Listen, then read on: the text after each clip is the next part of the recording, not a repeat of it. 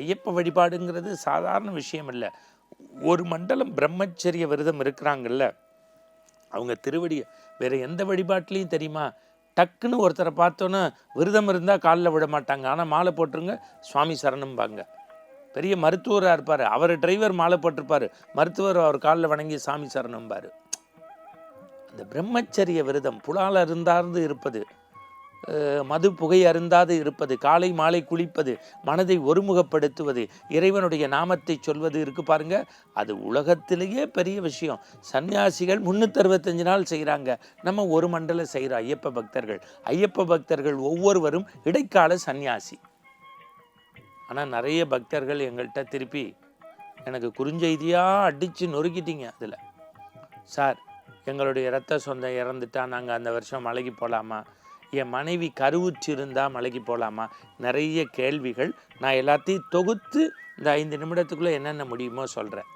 முதல் வருடம் போகிறவங்களுக்கு கன்னி சுவாமின்னு பேர், 18 வருஷம் முடிஞ்சால் குருசாமி.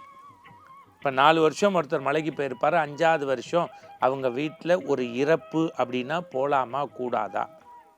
இரத்த சொந்தம்னு சொல்கிறாங்கல்ல, அண்ணன் தம்பி அம்மா அப்பா யாராவது இறந்துட்டா இந்த வருஷாப்தியம்னு ஒன்று செய்வாங்க. வருஷ தவசம் முடித்ததுக்கப்புறம்தான் அவங்க இந்த மாதிரி நேர்த்திக்கடன், ஒரு குலதெய்வ வழிபாடோ மலை கோவிலுக்கு செல்வதோ மரபாக நம்முடைய தமிழ் சமூகத்தில் இருக்குது. இது ஒன்று. ரெண்டாவது, இந்த கர்ப்பிணி பெண்களுடைய கணவனோ சகோதரரோ போகலாமா அப்படின்னு ஒரு கேள்வி. அதுக்கும் ஐயப்ப வழிபாட்டுக்கும் சம்பந்தமே இல்லை. பொன்னலூர் தாத்தா புக்கை அலசி ஆராய்ஞ்சிட்டேன். அவங்க என்ன சொல்கிறாங்க, 12 நாட்களுக்கு முன்பு, நெடுகாலத்திற்கு முன்பு அந்த திருக்கோவில் அமைந்திருக்கக்கூடிய அந்த வனப்பகுதியில் தகவல் தொடர்பே இல்லை.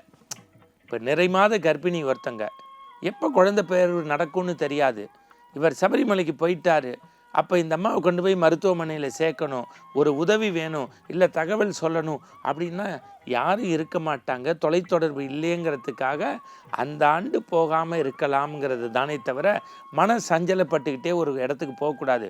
ஐயோ இன்றைக்கி என்ன நடந்திருக்குமோ, அவளுக்கு பெயின் எடுத்திருக்குமோ, ஆஸ்பத்திரியில் அதுக்காக தானே தவிர மனைவியோ அல்லது உடன்பிறப்போ கருவுற்றிருக்கின்ற போது சபரிமலைக்கு பாதுகாப்பானவர்கள் அருகில் இருந்தால் நீங்கள் செல்வதில் எந்த தவறும் அல்ல.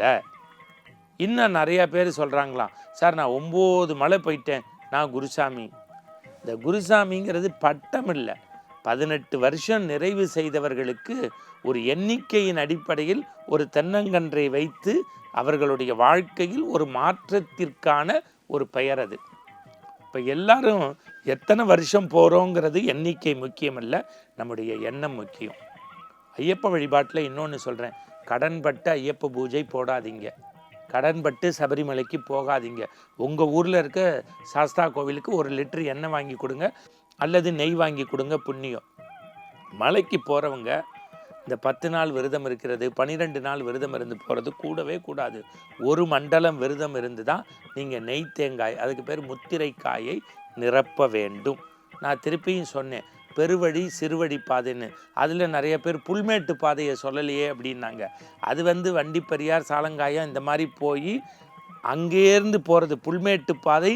பெரும்பாலும் யாரும் இப்போது அது செல்வதில்லை.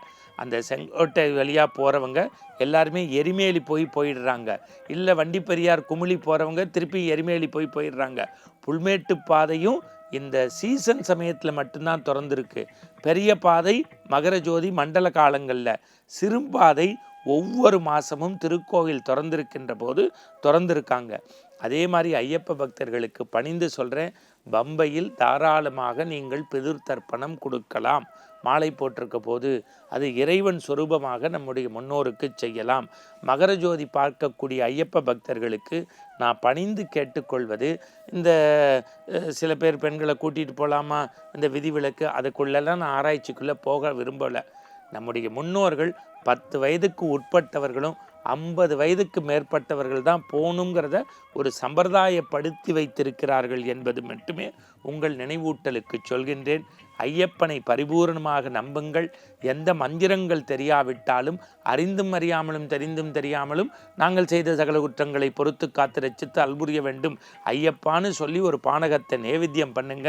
ஒரு மண்டலம் விரதம் இருந்து போங்க. உங்களுக்கு பிள்ளை பேரோ திருமண வரமோ அல்லது வியாபார விருத்தியோ ஐஸ்வர்யமோ கண்டிப்பாக கிடைக்கும். அந்த பொண்ணு 18 படிகளை மிதித்து நீங்கள் ஏறுகின்ற போது ஐயப்பனுக்கு பொய்யின்றி மெய்யோடு போனால் அவனுடைய பரிபூர்ண தரிசனத்தை நீங்கள் காணலாம் என்பதை சொல்லி மீண்டும் நல்ல நாளில் ஐயப்ப வழிபாடு குறித்து நாம் மீண்டும் சிந்திக்கலாம். நன்றி. சுவாமி சரணம் ஐயப்பா.